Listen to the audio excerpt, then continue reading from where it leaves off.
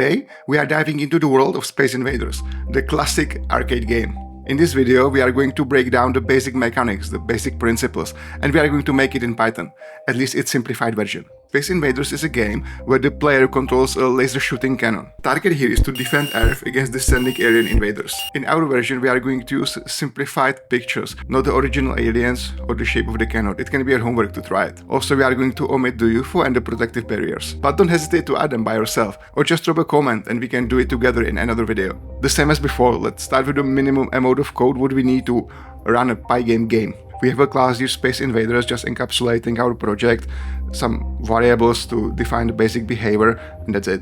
Let's define some colors because it will be more convenient to call black, white instead of the triples all the time. I want to keep the code easy to understand and beginner friendly, but we should still follow some basic principle, so we are going to follow object-oriented programming. Our player will be the first thing we are going to do, and the player will be encapsulated by the class derived from the class Pygame Sprite.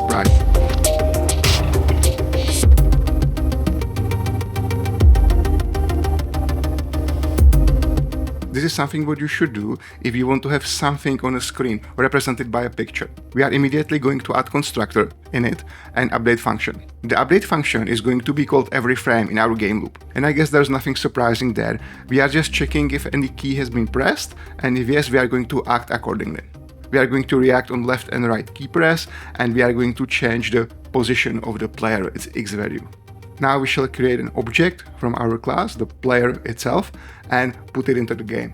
We are going to utilize Pygame Sprite group. This creates group to manage different types of sprite. And down in Space Invaders class, in run method, where our game loop lives, we are going to update the sprites. What should we do after the update is draw. Remember the game loop. Input, update, draw. The order can be different, but basically that's it. You can see in the player constructor some basic definition of the player visual representation. You can see the self.image. It's going to be rectangle 50 × 40 pixels and filled by the green color. I also have here self-rect, which is rectangle created from the surface. It will be used for positioning and collision detection. If you press left and right, we have a movement here, but it looks a little bit weird. If it's surprising to you, review the code. What we do in our game loop is the drawing the sprite, but we are not cleaning anything, so the previous draw calls are still there.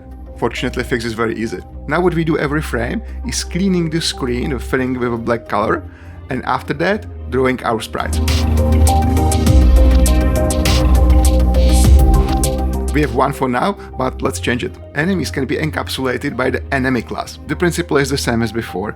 You can see in the constructor I'm going to use a red color for them, but again I have surface, I have rect to define their behavior, but what I have more is direction.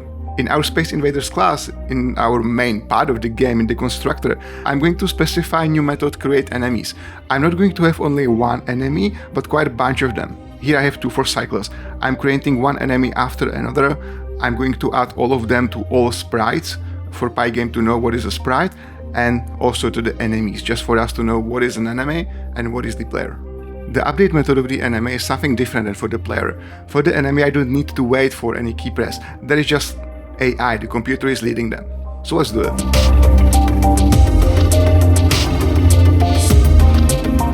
And now you can see how cool is it to use object-oriented programming. I just defined a new thing, new sprite.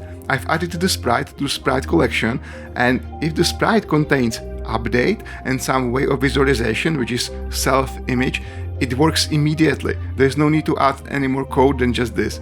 So I have my player, I have my enemies, and they are moving. In the original game, if the enemies reach the end of the screen, they bounce and change their direction coming back.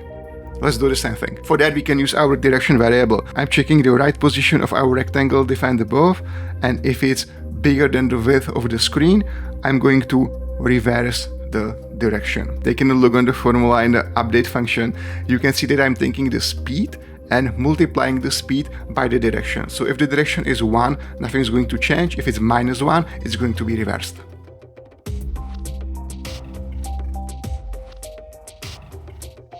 Everything is working as expected, so let's add shooting. Principle will be the same. Shooting is represented by bullets. So let's create class bullet. We have image, let's use white color for that, of a certain size, and the rest is really the same. Update function looks as follows.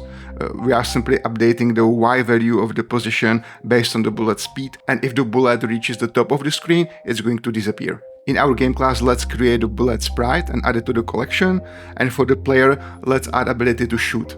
The shooting actions creates new bullet object and assign to it the position of the player. For the shooting, we should add key press watch, and let's assign shooting with space. So if player hits space, we are going to create new bullet and add the bullet to the sprite collection. Works perfectly. Before we move on, let's add a background to count the score. Now let's implement the actual hits. Here you can see in action why we grouped the things together. I'm using method sprite group collide, and I'm asking if anyone from the enemies has been hit by anyone from the bullets. After the collision, the enemy and the bullet shall be removed, which is handled by the true parameters in the end. And because we have a scorer, let's add 10 points.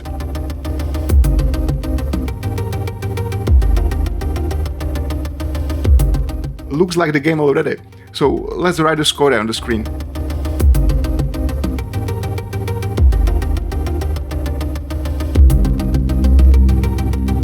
The player currently cannot lose. In the original game, you lose if enemies touch you. Easy to do.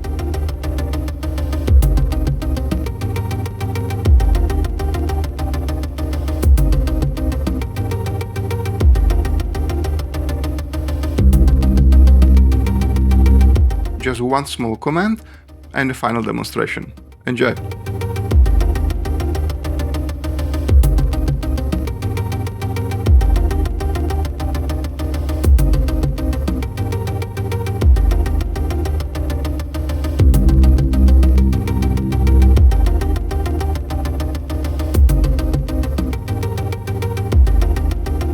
It will be all for today. I hope you understood a little bit better how computer games work. Maybe you even improved your Python software development skills. If you want to show yourself, drop a comment with link to your repository.